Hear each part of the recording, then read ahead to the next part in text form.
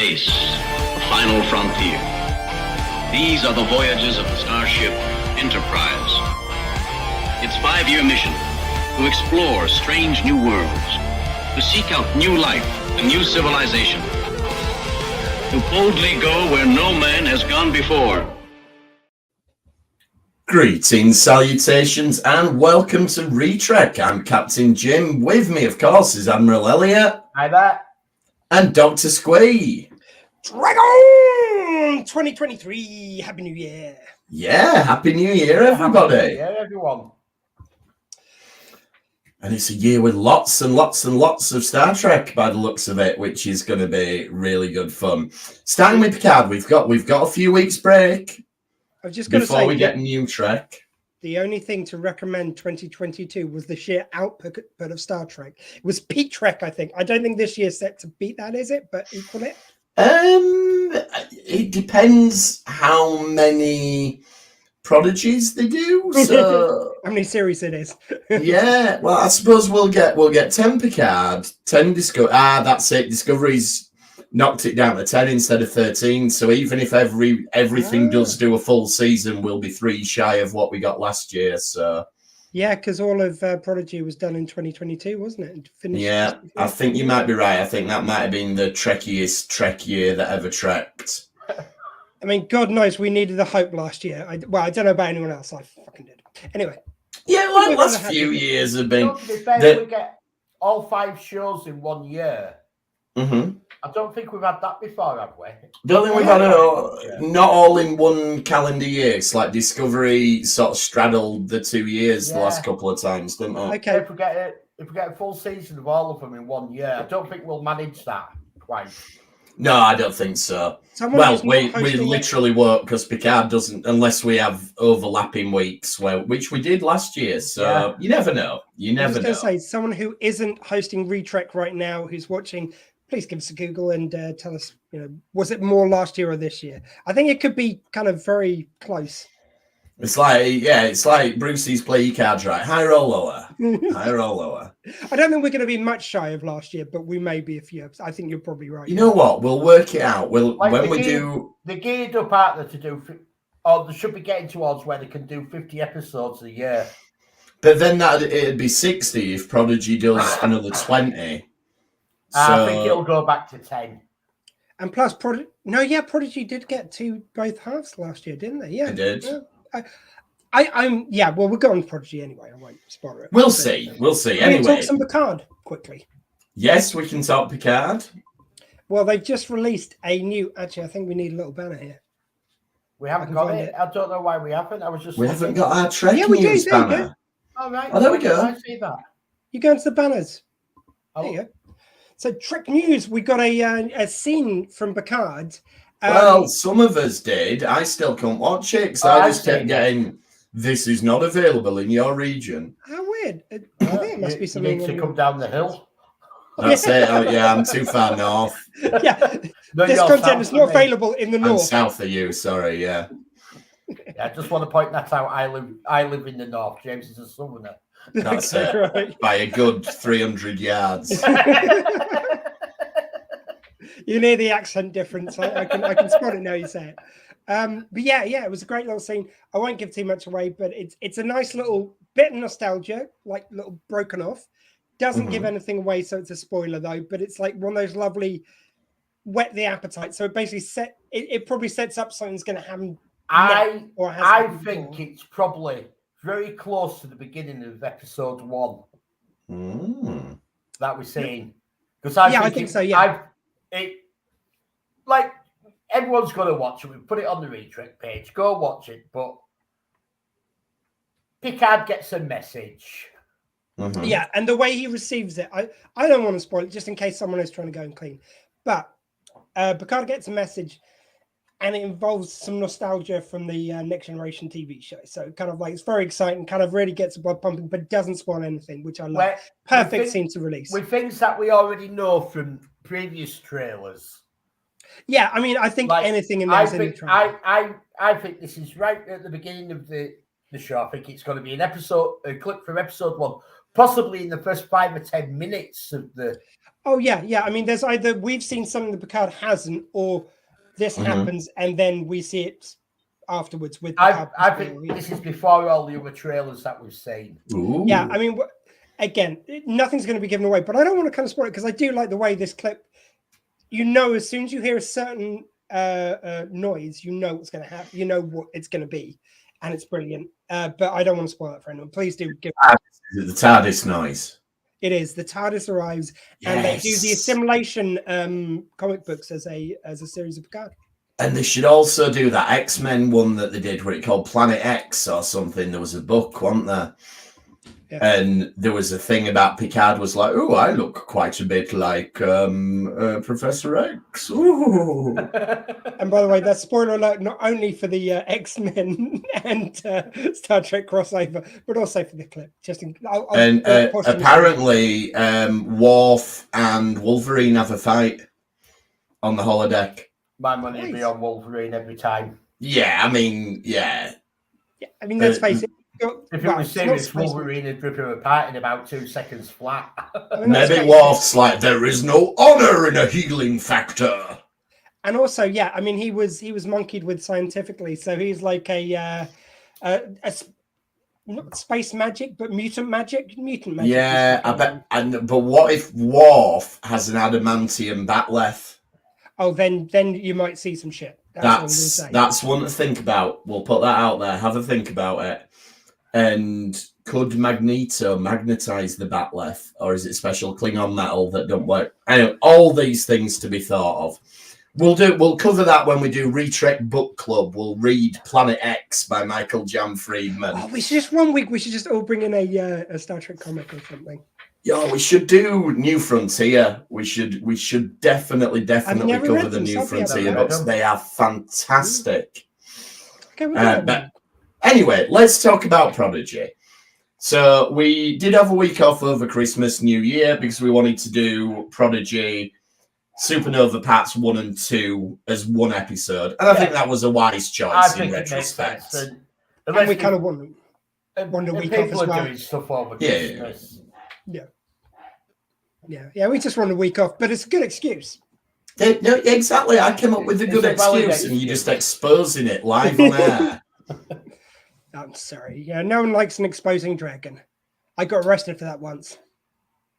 Yeah, it is a problem. I mean, that's why them Game of Thrones shows always get that 18 rating. It's not to do with all tits and stuff. It's all them naked dragons. When the dragon's tail goes in the air and you get a nice little shot, I'm telling you. Yeah. That's it. It's disgraceful.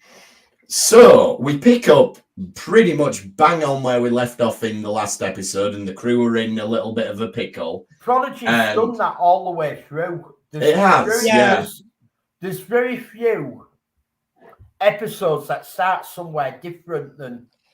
Yeah, I mean, there was the first time I watched it, obviously, I was so excited to see the new episode of Prodigy. I just went to that straight away. But the second viewing, as I'm guessing you guys have done, watched it movie style with both of them. And I was having the same thought. I thought, geez, this is going to be so satisfying. I'm going to wait a little while so I can, forget a little bit and go in fresh. I want to watch it from the beginning. That's been such a good first series, such a good integrated story. You get the odd standalone episode, which is nice, but I have no objection to the fact that. And to say it's only been 20, 23, 24-minute episodes, they've packed a hell of a lot in. Yeah. Not just in terms of plot and incident, but character arcs and everything. This is a really impressive piece of work. Well, I feel like what they've tried to do with, it seems like the running theme of a lot of the new Trek shows is it's like, what is Starfleet without? So what is Starfleet without Starfleet once you go in the future with Discovery? When Starfleet no longer exists, it only exists in you. With Prodigy, it's about, Starfleet, we are total misfits. We're not Starfleet, but we become Starfleet because we believe in stuff. We believe in people. Yeah, we're just on the right side of history, so that's all right. And with Picard, you could even argue that because they start as not being in Starfleet, and then they become Starfleet. You could probably argue that Prodigy, I know it's been 20 episodes, but if you break that down, it's the equivalent of the 10 episode shows in time. True. Wise. Yeah.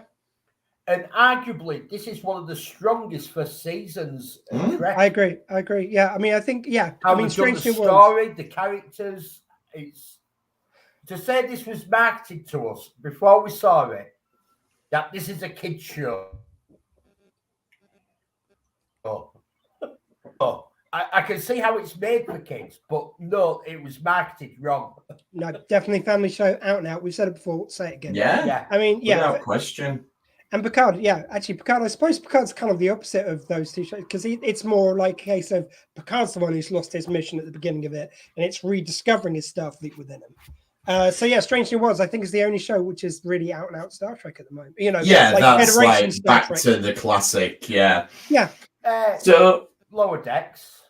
Yeah, but that's kind of going for another angle, because it's like tonally it's very different. What is it if you're in Starfleet and you're not one of the bridge crew? So it sort of also takes it out that main arena that we usually used to play in. What is Starfleet if you don't take it quite as seriously? Yeah, that's true. Yeah, and which is a perfectly valid question to ask, because Star Trek, and I think could rightly be accused of being a little bit po-faced at times, taking itself a little bit too seriously. So there's nothing wrong with deconstructing that and unpicking it a little bit and having fun with it. And it meant Strange New World could occupy a space which is pretty well trodden, but it feels afresh because they haven't done it for a while, so they get to do something exactly different. Great. So Janeway then is in the brig where we left her last week, and she's trying to warn the crew and everything. And I like when we go back to Dal's kind of like, oh shit, I might have made a bit. Dropped Janeway in it a little bit. Attached to a reputation he uses, which I'm thinking is like, that's a very human expression, but okay, he's 1 millionth human probably in the mix. 1/26th or whatever they say in this episode. So they programmed in that colloquialism, which is you've got to have that. It's always like race memory, isn't it? We all say the same silly things. With Janeway, first thing they do is shove in just a little extra like Star Trek lore in there. Let's have someone who she saved on the Voyager. Brilliant. Yeah, and let's make it a really bloody obscure one as well. To the point, I will hold my hands up. I'm a bad Star Trek podcast host. I had to Google it. Like sometimes, they'll drop a race name. They'll go like the Organians, and you'll go, Errand of Mercy, easy. But this one, I was like, what? And then I remembered it when I Googled it, but it's the one with the telepaths. It's the one with the telepaths. Yeah, and I haven't Googled it. I just I saw from the references what she said. I got it was. Janeway basically blags them to let the telepaths escape because they're being persecuted and stuff. Yeah, I do like how she's saying like, if you know me, you know I don't lie. And this ensign goes, I do know you and I remember you, and that's how I know that you will lie if it's the same people. Yeah. Oh, everyone knows I don't kill Tuvix. Anyway, we won't go on that one. So the dilemma. Tuvix had to go because otherwise it'd have been a new crew member that had been promoted above Harry Kim again. That's true. Yeah, I mean, you should have said that to Janeway. She would have done that just to spite him. Justify having Tuvix and promoting him to a lieutenant. You've got Harry Kim still there as ensign, so he has to go. Hashtag Tuvix, never forget. No, I am a big supporter of Tuvix, but there we go. Mainly because he was less irritating than the combination of Tuvok and Neelix. I'd have been happy if they replaced the both of them with him. But anyway. So the ship can't proto-jump at this point. So, Elliot, over to you. We've got just about every Starfleet ship ever. Yeah. What a thing. We have Akira classes. We have Galaxy class. We have Prometheus class, is it? Or I think so, no, Nautilus class. We have the Enterprise E. Oh, I thought you were only at the beginning of your list. I was going to suggest me and James just go for a pint and listen to this on our head. There was Defiant. Defiant, yes. There's Ambassador class. There's basically every class that we've ever had. Yeah. and it was awesome. I loved it, and this whole thing was awesome. But the only thing I had a problem with is like it takes a while for them to get the reinforcements there. You don't see one Starfleet ship blowing up. Like how? Like, you know, usually if they're in a phaser fight and they haven't got their shields, it doesn't take that long to because. And I've just come up with this. I had one idea, but go on. Starfleet phasers are specially designed so that they don't overly damage their own ships. But then this plan wouldn't work at all. Yeah, well, the Diviner didn't know that. No, actually, quite a lot of ships get blown up. I know. All right. I mean, the only thing I thought we do see a lot of wreckage. We do see a lot of wreckage of destroyed ships. I mean, the only but none of the hero ships get destroyed. But you don't see anything destroyed. Well, okay. But I think my only retcon I had in my brain was the Diviner and his cohort wanted to make them suffer, so he made it so it would kind of like be a death from 1,000 paper cuts. Like he perfectly programmed it to kill them over a long time, because what are they going to do? Yeah, if they'd designed this virus better, they'd designed it as it drops your shields, then. Well, they said it dropped the shields. Oh, does it? Shields? All right. Shields well, yeah, good point then. It's like, yeah, with no shields, it takes that long. Again, all you needed was one line from the Diviner going, it's like, or from that, the mini Diviner. The other one. Yeah. Yeah, all it would take for Ensign Diviner to have said would be, it's like, but don't worry. The Vindicator, sorry. The Vindicator. Oh, I liked Ensign Diviner, but okay, the Vindicator. All it would take was for the Vindicator to have said, but don't worry. You'll have plenty of time to watch everyone die. I purposely programmed it. Just one line. All you needed. Solved. I think what we need to do, we need, a bit like Mystery Science Fiction Theatre 3000, we need like the squeak up of all these films and stuff where you just get an extra line put in here and there just to explain these little things. When you're dealing with sci-fi, it's so easy with one line. Like my favorite example is always the Heisenberg compensator, which is named after the problem they're there to fix. And when someone asked Gene Roddenberry how they work, he said, "Very well, thank you." That was it. I think this shows. I think this is partly because following the Dominion War, when they were getting the asses kicked and blowing up left, right, and centre, they've retro designed a lot of them, or retrofitted a lot of them with better bulkheads, so they can withstand the pounding and not blow up. I get that, but like even in with the Defiant, which has got the plate of armor, they when it loses its shields, it gets the crap blown out of it.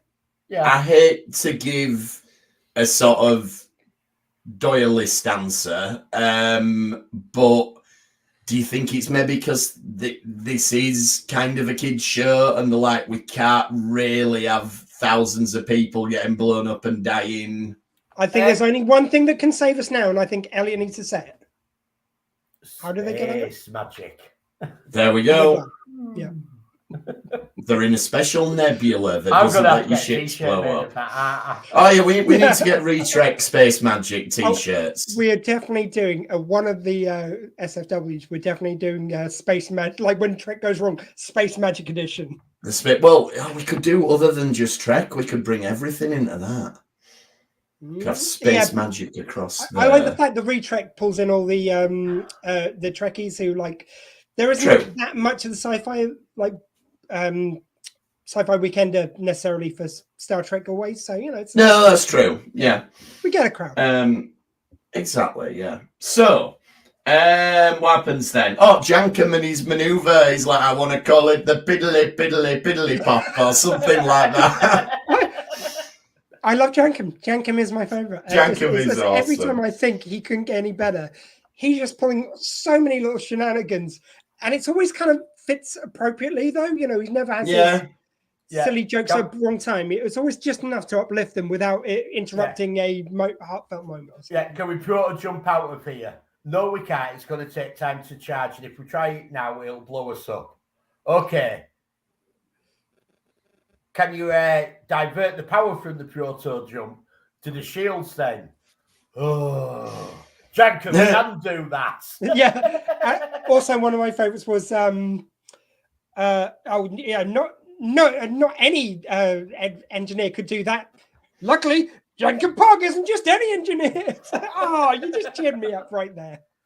He is great. Jason Mantzoukas, my house. And my apparently, he head is seems to be Hollow Janeway's favourite as well, because she seems to mention him an awful lot when she's giving a little message and everything at the end.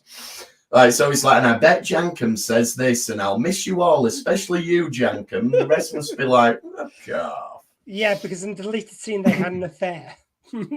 Oh, can you imagine? Well, no, I don't want to imagine that. Too late, I already did. Jankum, carve me a bathtub out of a tree. Oh, Jankum can do that. You just got Jankum Pogged. Remember Pogs? You know, they should make a Jankum Pog. Nice. I like Star Trek Pogs. And you get the Jankum Pog, and that's like the super rare chase one that's only like 1 in every 8 million packets. Oh, I heard this earlier today. There is, the band Biffy Clyro. Yes. Clyro, whatever, however it's pronounced. There was a place which sold pens in Wales, and they had pictures of Cliff on them, and they were called the Cliff Biro, and they changed it to Cliffy Biro. Excellent. Nice. Speaking of dubious pens, an advert came up on my Facebook. I think because the new series The Apprentice is starting tomorrow. So tune in, 9 o'clock, BBC One. We're now sponsored by Amstrad.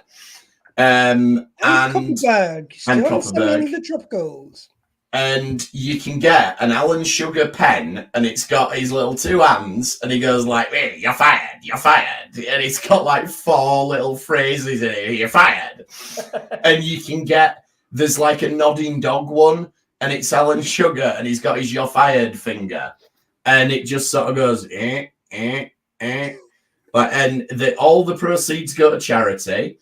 And you can buy both of them for £20. So there you go. Nice. I love it. Yeah.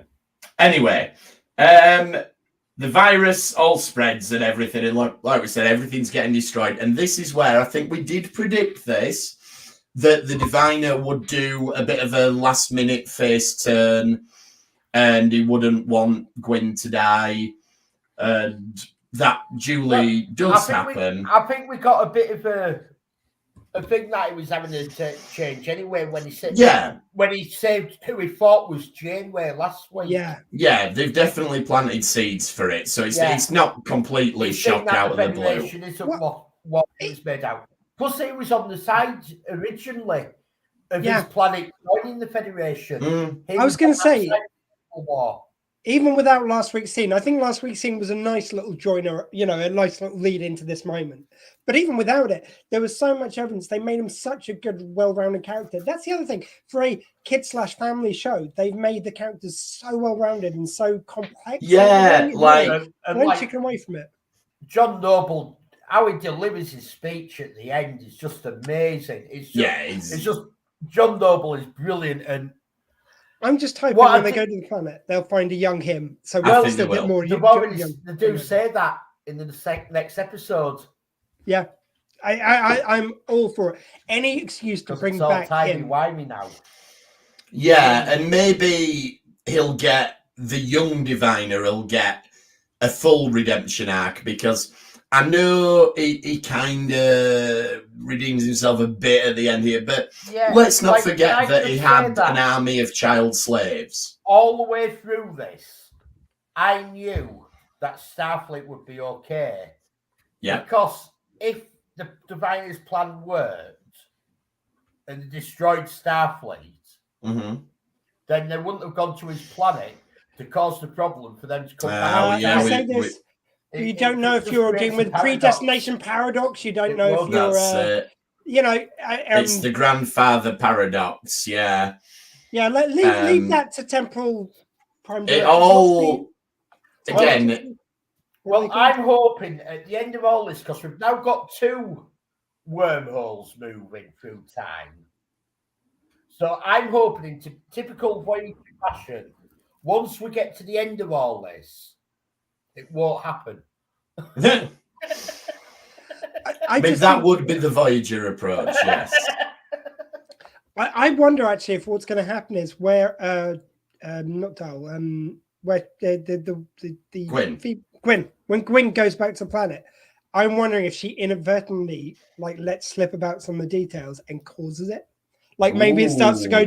Maybe Diviner starts to go down a dark path, and it's like, will he or won't he do this thing? Yeah. No, I think hang on. No, I'm starting to like this. Yeah, I've got even better. He does it. She doesn't tell him, and he finds out, and then feels cheated, and then does it as wants to bring it forward as a revenge. Yeah, but no. I'm liking the idea. He's going to preempt the Civil War. Well, that's what I'm saying. But Jim, sorry, what you got? No. If Gwyn manages to fix everything and stop it all from happening, Chakotay jumps 50 years into the future, but there's no one there to kidnap him, so he never finds his way back to the present. Oh, yeah. Jim, we're not doing this as wish fulfillment for you. This isn't just your dream track. Fine, we'll see. So yeah, and then the Diviner, obviously, you mentioned the speech, and he asks Gwyn to look after the people, which is retrospectively a nice setup for what we're going to do with presumably next season. Certainly, it seems to be the direction they're going in. And we also get some awesome action where we get Murph kicking off on Dreadnought, which is really good fun. Yeah, Murph's brilliant. I mean, just the whole thing. Oh, I just love this. Yeah, the whole kind of fighting on the ship is just brilliant. And the way they kind of get trapped under little devices, which... Yeah, they all get taken out in different ways. That's really clever. And it all sets it up so that they can, so when one frees one, the other... Very much in the theme of the show, for one person helps the other. You don't get there on your own. You get there because they work as a crew, because that's what they've been training to do all series long. It's so thematically perfect. And speaking of them working as a crew, I think it's a great moment when Janeway, once the communications are open again, and Admiral Janeway addresses Dal as captain. And it's just such a great bit of validation for him that she, of all people, is willing to do that. I just thought that was brilliant. And then just to really double down on the Star Trekkiness of it all, when Gwyn sends out her hail to everyone, and that's a lovely detail that we've picked up on, that Gwyn has learned to speak all these languages, so she's the one who can communicate with everyone and who can translate for them. I can't say who loves to go there. But it's a Facebook news. I wonder if the monkey is snuck on. The monkey's on Facebook, yeah. No, it is Chakotay. Chakotay's come on to write that. Yeah, Chakotay, hashtag I love Chakotay. That's his that's Robert Beltran's website. That's why he didn't give us the identity. He didn't give Facebook permissions because he wanted to keep it secret. Yeah, that's it. He's he doesn't want to be known that he goes on all the Star Trek podcasts and bigs up Chakotay. You know it isn't his advisor because it doesn't say oy vey at the end. That's my name is Monkey. Hello, Monkey. My name is Monkey. There we go. We knew it was the monkey. I spanked you the other night. No, sorry. That was just go on. So we get the big speech, which Star Trek's good at delivering these amazing, rousing, sort of uplifting speeches and everything.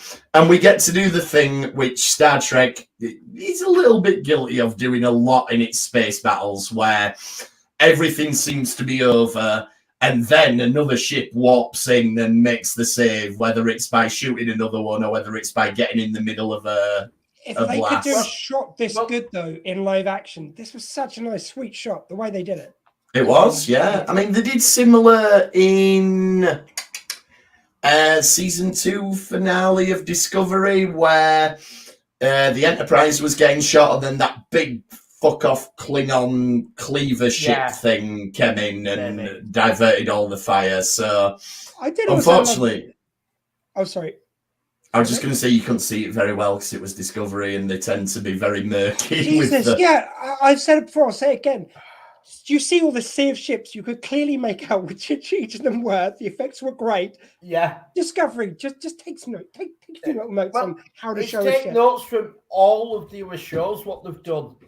And plus, you've just gone to a time where all the ships are different. All the ships are brand new. We've never seen this time period. That's when we need some up closes of the ships. Yeah. Like they don't even do that many up close of the new refit, the Discovery, which is just crazy. But anyway, No, I was going to it's give like Oh, sorry, Jim. no, it's like they do it on purpose on Discovery. Like we're just never going to show you the ship properly. They're like, yeah, this is just nephew to Elliot. It's like they're doing it on purpose just to annoy you, Elliot. Okay. I was going to give them some props though, also for the scene just before the big battle when Dahl is appealing to the Klingons and to everyone. It's like, why should we risk our necks?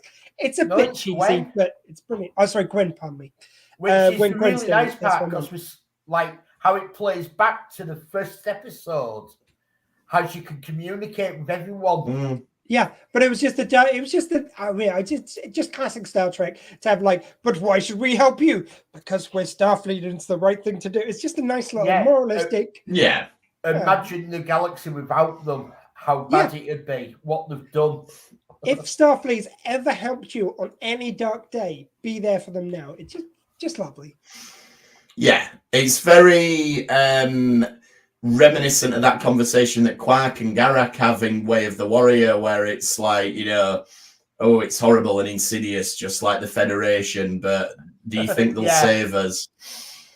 I love that scene. And then possibly not, but maybe an oblique reference to Firefly and the movie Serenity, because we get You Can't Stop the Signal at the end, which was a thing in Serenity. So I don't know if that's deliberate. A nice little Easter egg.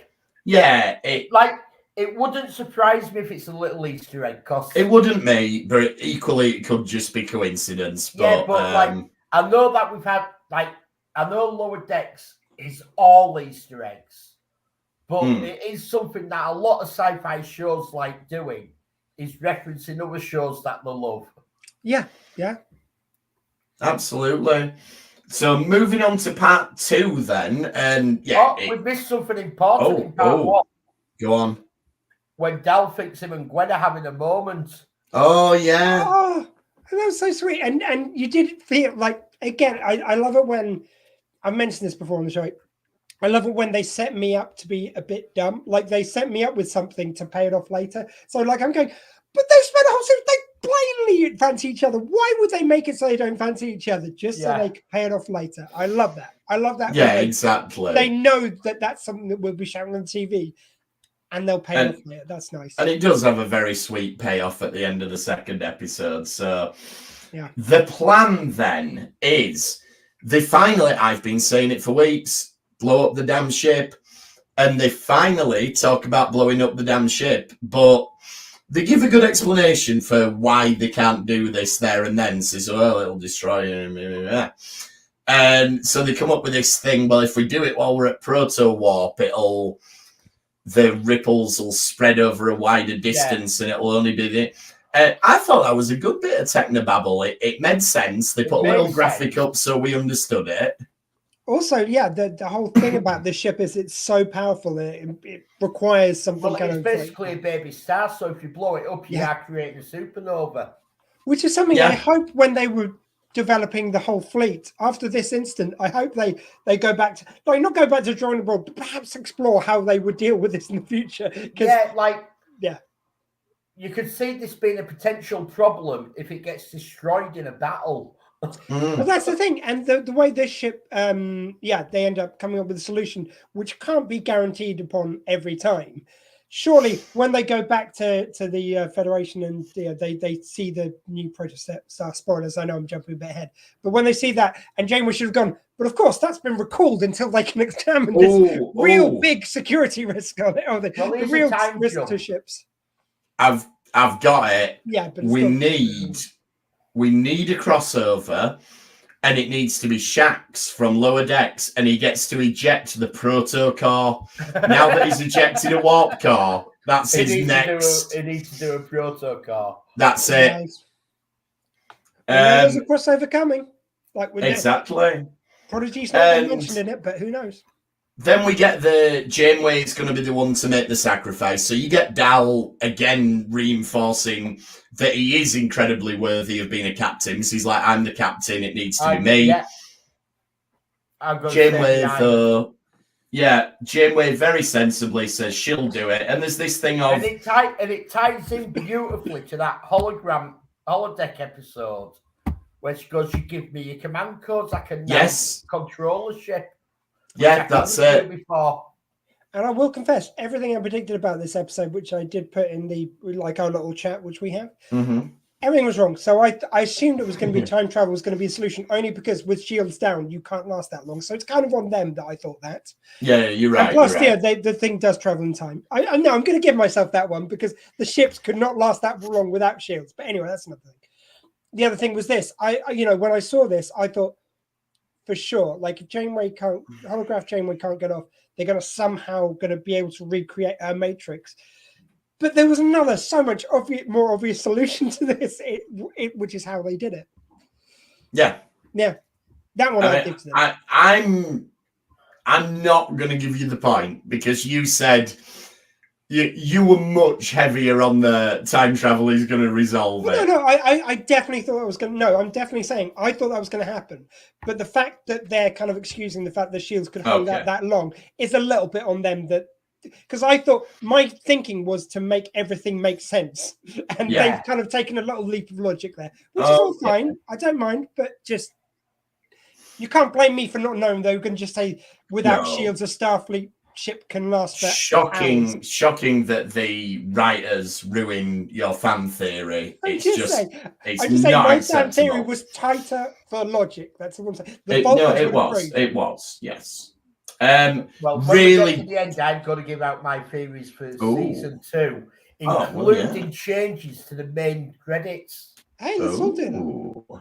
Yeah, let's go for it. Really good punch the air hero moment where you get the protostar starts flying off and somebody says, "What are they doing?" And Janeway says, "Saving us all." And you're just like, yeah.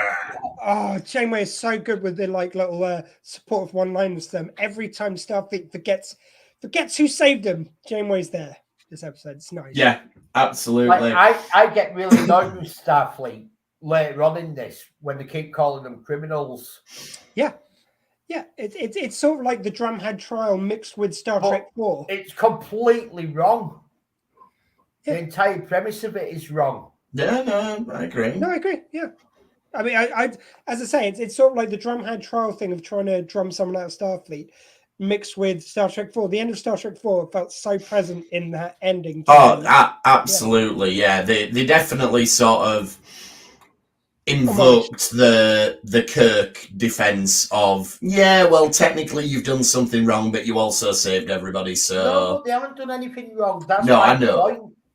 But they're basically using the letter of the law as opposed to the spirit. Well, no, but what they're doing is they're saying they're criminals, that they stole the protostar. No, they escaped from the man who stole the protostar, who was holding them in child slavery. They escaped in the protostar, and their entire time on the protostar, they've been trying to return it to Starfleet from the guy who stole it. In fact, they stopped going to Starfleet so they could save Starfleet from this bug, which would then be their whole mission has been to return the protostar to Starfleet. I agree, but if you were going by the letter of the law, which I think is what they keep calling them the criminals for stealing the protostar, that means they are siding with the Diviner because they stole the protostar off the Diviner. I would say that what they're doing by going by the letter of the law is saying, right, the Diviner stole it. You were in receipt of stolen goods and you kept hold of it, and then ignoring the fact that saved their lives and that did that, and that. Basically, it's arsehole bureaucracy. And that's what you get when Jericho comes back. That's what I'm saying. Jericho's back, what they're saying is, you should have returned it, but that would have killed you all. But it doesn't matter because the law says you should have returned it. Which again is a very Jericho attitude. Jericho's all over this. Jellicoe, not Jericho. Jericho's the wrestler. Oh, a little bit of the bubbly. I'm saying Jellicoe. Jellicoe was all over this episode. Actually, the champion. He came out with a great point to the Ocho. To Janeway's second in command to a number one. When he's sort of like debriefing and he goes, it has a weapon on board that can wipe out the whole of Starfleet. So you brought it into the middle of a fleet of Starfleet ships. Not by choice, though.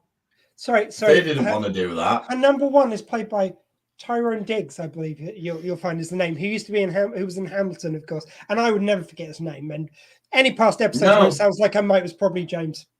Don't worry, they've been edited, the previous episodes. Excellent. We just got a voiceover now and he goes, Tyrone Diggs. I probably got it wrong now as well, but there we go. Yeah. No, it was nice to see. Because was Jericho in any of the Jellicoe, sorry, in any of the previous? A little bit of the bubbly. Yeah. I'm just going to do that every time you miss his name. Yes, he has already popped up. I wasn't sure. But yeah, lovely to see him back there. Like, so 3 episodes. Where that she couldn't follow them into neutral zone. Yes, he did. You're right. Admiral, he's an admiral. So is it 3 or 4 episodes he's been in now? That was quite a nice little 3, I think. 3, I think. Yeah, that was nice though. Yeah. Little and then we do get all these great moments, like Janeway saying "Go fast," which is Dal's catchphrase, was a nice little touch. And then we get where they play the message back and everything. So it's hitting all the buttons, it's hitting all the feels and everything. And I think it's doing it really, really well. Totally. And she gives like the pep talk and finishes it with "Go boldly," which, that does me. I mean, Yeah. It could be cheesy, but you know what? I'm this far into being a Trekkie that to me it's just that's just great stuff. I don't care. That's what they're sort of like should have in the Trek show. Exactly. Not constantly, but when they're put in at the right moments like this, that's what exactly. Yeah. And then this is where the episode takes a bad turn because it's a month later and we get a new message from Chakotay and he's fine and they're going to go find him and... Yeah, but we do get a new ship that we've been waiting for confirmation of. Okay, I'm just going to ask you one question, Jim. Just curious. Yeah. Were you hurt by a Native American who was very good friends with a Jewish man once? Because I think I might be able to understand where the Chakotay is coming from. No, it's just that Chakotay is rubbish. I know. Really. Everybody knows this. There's an episode, right, where, and I'm not going to get onto it too much, but it's one of the very few episodes where they're doing the thing about, the Maquis way is different to the Starfleet way. And so it's an early episode. And there's a bit where Chakotay is trying to make his point to the uppity Maquis officer. And they sat down and he just decks him. Chakotay decks him and he goes, "That's the Maquis way, isn't it?" And he is knackered. Like, he's just heavy breathing for about 5 minutes in this. It's like you've literally thrown one punch, Chakotay. You're obviously out of your boxing shape, you dickhead. I'm not going to lie, I just threw the theory out so I could just let you go. Yeah. So don't worry, I got a lot more where that came from. That's just one example. Half an hour on Star Trek Goes Wrong was just you on Chakotay and how much. No, it wasn't. So was it 45 minutes? When they come back in the shuttle that they've made, yes. Did we notice which ship the shuttlecraft that pulled them out of San Francisco Bay was from? I did not. It looked to me a bit like La Serena, but no. 74656A. Was it? So it's Voyager. Voyager, yeah. No, you say it. Sorry, this will sound like total bullshit. But genuinely, I would admit if I didn't know. I remember seeing that number and thinking, is that Voyager's number? I must look it up and completely forgot. I think that next season, Janeway at the end goes, "No, we're not going on the Protostar. I've got much bigger plans." Yes. And they're going on an explorer mission. I think that's going to be the Voyager A. And I think the Voyager A is going to be an explorer class because of all the exploring that Voyager did. And it would definitely be a legend ship at this stage with Yeah, and we know that there's a Voyager J by the time of Discovery. We know that Voyager's been classed as a hero ship, so the name and registration is maintained. Yeah, I mean, because the one thing I was thinking is they do have to have a full crew on it. If they just had them on there now, it would be ridiculous. It needs to be a fully crewed ship. Yeah, definitely. And what did we feel about this idea that they're warrant officers? Is that the equivalent of what Chief O'Brien was? No, that's the equivalent of Wesley Crusher. Yeah, because the Is only it? thing. generation. Well, that's what I kind think of she's assumed. made them all apparently. into Wesley Crushers. Yeah, that's what I Because assumed. they're not cadets because they're not joining the academy. They're acting whatevers. Yeah, They're may acting, warrant officers. officers. It's non-commissioned officers. So Chief O'Brien had started as a warrant officer. And then joined without going through the academy. Because Starfleet, this is what's really annoying about partly with Starfleet. And Chief O'Brien addressed it, but they never really explored it. But Starfleet is massive with all the ships. And the academy can only take so many thousand a year. There's not enough cadets for all the ships to be Starfleet officers. No, so you have to have non-commissioned officers. It's a bit like the Army or the Navy now, how you have officers who go to officers' school and all that, the academies. But then you have people who join the Army as soldiers. And it's that sort of thing. So you have the we just never really see them because all our shows are about the bridge crew. Yeah. And I think there's just two things with that, though. One is, if anyone can explain the mystery of O'Brien's disappearing and reappearing pips and the different things that he has going on in his collar, please write in, because no one's ever Is that well, it's throughout the whole thing. He's got one pip in the next. I think that's because he's such a busy chap crawling through Jeffrey's tubes and all that. He's forever losing them and knocking them off. Well, yeah, good. But like in the first episode it was in, he was calm. But they've retconned it as the same character. Yeah, he was. Yeah, in the early ones, he had the single black pip. So technically, in the first one, so that would have made him an ensign. And then he had Lieutenant Junior grade pips. Yeah. For the majority of TNG, and I think at the beginning of DS9, he still had pips. Yeah, but they changed it to that new logo, didn't they? Which apparently is the non-commissioned officer pips. Oh, it's an arrowhead, isn't it? To go with the arrow design, I think. I think so. Yeah, he keeps losing his pips because he's such a busy chap crawling through Jeffrey's. That's it. He knocks them off all the time. Okay, we'll go with that. But anyway, I think it was an episode of TNG where they needed Barclay to be able to give him an order, but Barclay technically wouldn't have outranked him or something, so they decided, actually he's non-commissioned, that's why he has to do whatever anybody says, kind of thing. Yeah, I mean, it was a bit of bullshit, but anyway, there's the other one which I was going to bring up was the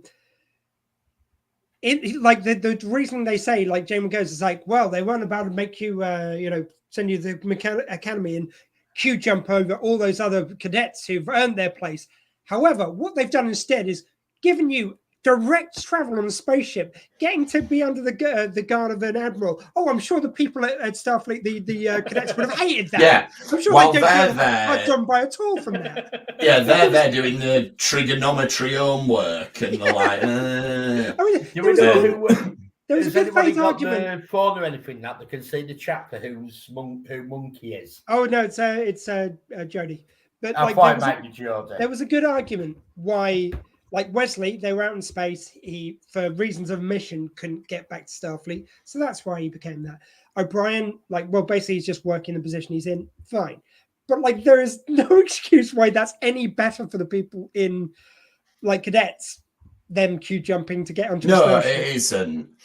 And I mean, they should have just gone with the fact that they proved themselves. They have earned this by doing. Yeah, they could have just said you're in the academy.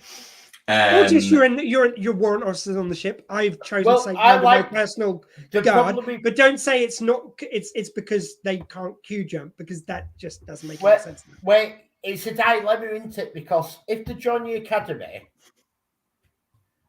they're in for 4 years. Yes. And that's it, they're away in the academy. So if you don't let them join the academy, but you come up with plot reasons why they can go off on a ship exploring. Yeah.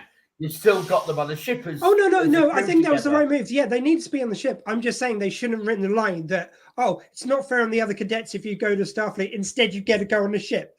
That's bullshit. I'm sorry. That's See, the worst now he thing. wants to take lines out all the way through. He's been like, we need these extra lines to Yeah. explain stuff. Yeah. They try and do it, and he's like, not good enough. Like, Because how are you going to make room for those extra lines? By deleting the ones which don't make any That's sense. it. I think this makes sense because basically what Janeway's doing is she misses Neelix and she's brought 6 new Neelixes on board with her. And as they're all coming on the ship, They're all she better just- than Neelix. Yeah, but you know what I mean? She's found some wraiths and strays, and we've seen this, that Janeway has a history of this. Oh, yeah, turning character for her to take them under her wing. I agree with Yeah. that. I mean, all I wanted was, as they go onto the ship in the first episode of the next series, is for her to go, eeny, meeny, miny, mo. Right, you're the Kim of this one. You're not getting any bloody promotions. I just want to see, like, you know, when we get a season 2 episode and Jankum and Dal get merged together by a transporter accident, and Janeway's just like, ho, ho, ho. I've got the solution to this one, lads. But yeah, it leaves it really nicely for the next season. Like, we have the nice scene with Dal and Gwen, how they're going to miss each other. Oh, that was and beautiful. they get it on, finally. Yeah. And Zero gets the new suit, which is very much the sort of the iPod upgrade. Yeah. It's all very See the shiny white, and like the white. original iPad.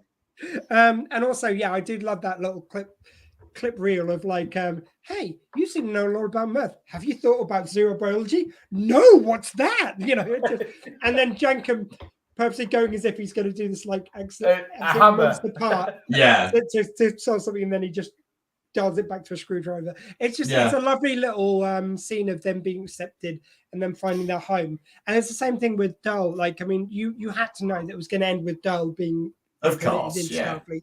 But again, it was just really nicely done. Just you felt for these characters so much. And again, it's that misfit thing. That's what it means so much to me. Is the reason why I fell in love with Star Trek was because I felt like that misfit at school when I was younger.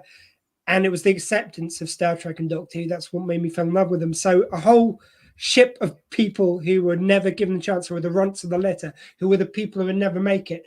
And they're the whole crew. Mm-hmm.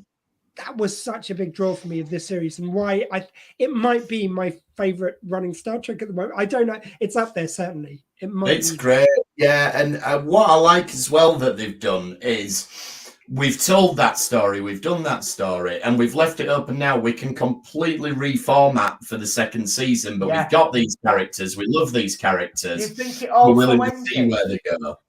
Did you get the feeling that it ended in a way that if the show hadn't been renewed, because that does happen to a lot of shows nowadays, that it actually ended, that it could have ended and we could have been quite happy with how it ended.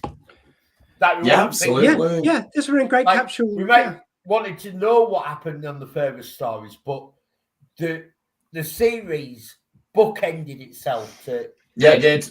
Oh, yeah, that was the other thing I was going to bring up. That's the only reason, the only argument I've got. I still think it should have been 2 series, but the only argument is this was such a lovely, complete story over 20 episodes. Yeah. I mean, let's face it, it wouldn't have made it any less if they made it 2 series, but like, we'll give them that at least. I get maybe the thinking behind making this 1 series to tell this 1 story. Like, we all know it makes absolutely no sense. No, I'm just saying that's the only argument. Series 1. Part 1, 10 episodes. Season 1, Part 2, 10 episodes. Every other show is 10 episodes. But if they want to call it that, fine. No, I'm just saying that we had such a long break. It's basically been 2 seasons. No, I agree. Look, we've all said how we feel about that. I agree with you. I'm just saying this ending gave me the only argument I could make for it being 1 series is that it's 1 complete story, and now you go on to a new complete story. It's the only argument. But I still think following on from this story. Yeah, but it was. I felt like when it ended, I actually felt the end of it was quite long. And it needed that. Yeah, it did. Yeah. because often, and it's weird because Voyager, we complain because we got none of this when they get home. It's true. And this is given us when they get home, basically. Yeah, the episode was probably, if not exactly half and half, more or less, the actions resolved in the first half and the epilogue effectively, and the setting up of the next season is around half the episode, which... I'd give it about 5 or 10 minutes into this second half, because, so they could have the cliffhanger. But then you're right, most of what this job does, this episode, the second episode does is... I meant of the second episode, sorry. So about half the second episode is the resolution, and then half of it is epilogue setting up. Which, I did wonder for a minute there of, would that lose the younger audience maybe with all the action wrapped up? I mean, I would like to hope that they're that invested in the characters by this point. No, because I think that would create... I think, like we keep saying, it's marketed as a kids show, but I imagine there's a lot that are watching it as families who've got kids into this. Yeah. It is bringing a new audience into Star Trek. And as they get older, the kids who are watching it with the families, they'll start watching newer shows. The only thing really I think that could have improved this series is if they had one of the characters going to a musical number just for, just shits and giggles halfway through. That would have been good. I don't know why. I really loved that episode of Picard. I just watched the whole of the second series back in, one long piece, if you will, over a week, and it's a really great series. I kind of love that musical thing. I know it really doesn't belong there. I know it doesn't fit. There's no logical reason why the band knows what tune they're playing, but I still love it. I still think that's it was great. Who would you give the musical number to then in this episode? Jankin Pog. Jankin Pog. Like they would have done it exactly like they did it in Picard. It would have been him singing "Who Let the Dogs Out" or something, a classic. Jankin would have a good way. It'd be a bit more. Dogs out. Jankin let the dogs out. It would have been great. Or I could imagine it like something a bit like in Les Mis when you get Master of the House. Or even better, because we found out. Even better, because we found out he can sing or lip read at least. You get, of course, Squidgy. Murph, yeah. You just get him to do his Frank Sinatra hat. Well, it does the dancing, don't it? Yeah, brilliant. So there you go. We need to put a few more of the lines you don't like so we can slip the musical number in there. We can get away with it. No, I mean, they might have known what they were doing by not including that. I don't know. Overall, it has been a great season, a great end to it, and we're looking forward to season 2. And I made my prediction for the title change. Go for it. Yes, yeah. All the way through season 1, in the credits, it has had Catherine Mulgrew as Hologram Janeway, and never once listed her as Admiral Janeway. Okay. And I think in next season, it's going to be Kate Mulgrew as Vice Admiral Janeway. That makes sense, yeah. And my prediction off the back of that as well is, that's the other thing I thought. Now they've got Admiral Janeway there. I think they're going to have a few episodes where they find out. So Vice Admiral, pardon me, I promote it. Wings with a monkey. I've got my wings up to that one. Sorry, Vice Admiral. I just think that they're going to have some fun at the beginning of the next series where they expect it to be exactly the same as Hologram Janeway. And differences. I think that's a nice way of kind of getting a bit of drama amongst that. I think they'll always come back together like they have in this series. Like this series was them getting to know each other. Now I think this series is going to be them getting to know Admiral Janeway and Admiral Janeway getting to know them. Yeah. As long as the credits don't say "and Robert Beltran as Captain Chakotay," I'm sorry, that was my other prediction. I think Chakotay is going to be a more central character. I think they're going to get there and they're going to find out he's died off camera, and that's it. Jim, I don't get how many letters you write them, Jim. They're not doing it. Sorry, Elliot. We're going to get Voyager A, Kate Mulgrew's credit change to Vice Admiral Janeway, and we're going to get the addition, because it's Voyager A, as Robert Picard as the Doctor. Oh, that'd be awesome. So And it starts off, And I'll be like, happy with 2 out of 3. Any 2 out of 3 of that. and he starts off really cranky again because it's I a was gonna new say, doctor, so it's not is it- our doctor, No, it's the same one. No, it's going to be Oh, the same one for it to right. make it. The doctor. Yeah, And for he's me, decided it's to serve on Voyager still. yeah. Mulgrew Janeway specifically requests him. Like she convinces him to come back aboard, even though he's got agency now. Because I think they would want to show that. I think it's her convincing him to come along because, like, look, I've got to get these guys in shape. You knew what it was like back on the original Voyager. You've seen some shit. You can help me get them where they need to be. And maybe he's the one who they go to when they're not agreeing with Janeway. And he goes, well, actually, one thing I've learned about Janeway is how to talk to her. Yeah, I think that could be really good. And Ensign Kim is still at helm. Yeah, he's still an ensign on Voyager, yeah. For fuck's sake, I've got arthritis. Please promote me. So we have that seen him as Captain Kim, haven't we? No, but that's years in the future. We've still got some Yeah. time. And plus, this is a different future. Janeway saw the future where, I imagine this kind of like little moment where she found out from Janeway in a scene we never saw that he got promoted to captain. So she's made it a mission to hold him back. Oh, absolutely, she has. How do we let that happen in this darkest of timelines? So that brings us to the end of our new trek for now. Picard's going to be with us in February, so we'll be picking that up. In the meantime, we're getting to finally go back to the Dominion War. So next week, we've got the finale of Season 4, Broken Link, and the premiere of Season 5, Apocalypse Rising. Rising. Are we doing the one where he goes to the planet, Bashir, where they've got the disease? Do you want to do that one? Yeah. Okay. I'm not going to do quite- Apocalypse Rising then. I think that's quite an important one because it shows what the Dominion is capable of doing to people who go against them. Also, in fairness, I wasn't here for the early days of you guys going through the Dominion War, but if nothing else, you've been completist about this. We couldn't let one slip now. Okay, we'll do The Quickening, not Highlander Quickening, 2, The Quickening. So we'll do the episode The Quickening, and we will do Broken Link.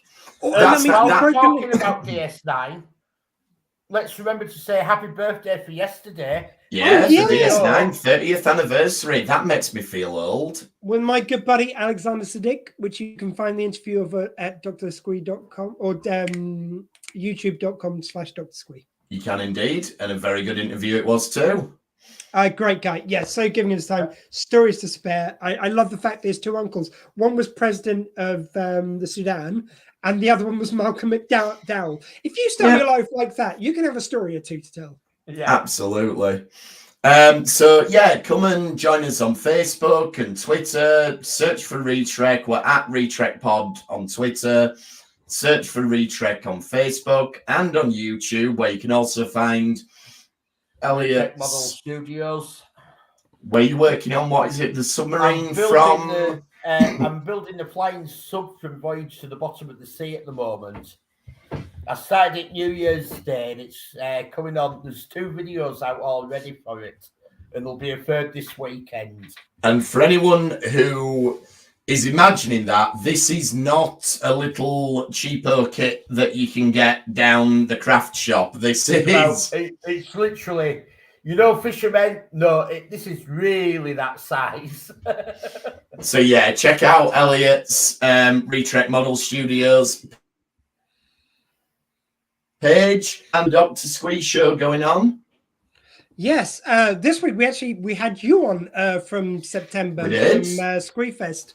We had the Wrestling Top Trumps, which was lots of fun. You can still get the video at youtube.com/drsquee. This next week, I think I'm going to have the last 2 interviews I've got from Squeefest, which were just short ones. A guy called Steve Ashton, who's worked in media and showbiz for years. You might not know the name, but he's worked with so many wonderful people, and he does something called the Ralph Report online and some other bits. Anyway, and Lights Camera Ashton, which is his own show. And the other one is Rob Taylor. Oh my God, I'm going to forget his name. He's an Australian comedian who does loads of Doctor Who content in Australia, and I'm going to forget his name now.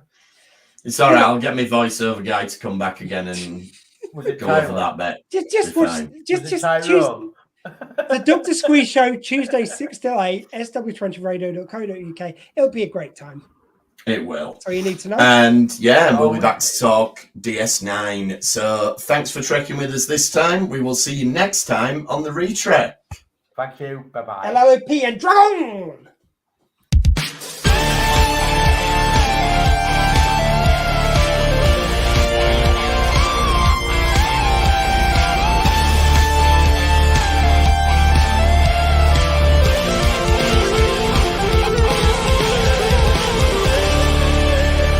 Fascinating.